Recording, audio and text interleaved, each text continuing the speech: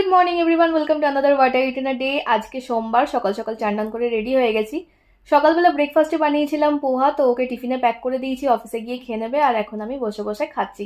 খুবই অল্প পরিমাণে রয়েছে, তাই একটু একটু করে নিয়ে নিয়ে খাচ্ছি। আর দুপুরের লাঞ্চে ছিল জিরা রাইস আর সাথে এগ টিক্কা মশলা। বেশ ভালো হয়েছিল খেতে। ওই রোজকার ডিমের কারির থেকে মনে হলো একটু কিছু আলাদা দরকার, তো এটা বানিয়েছিলাম।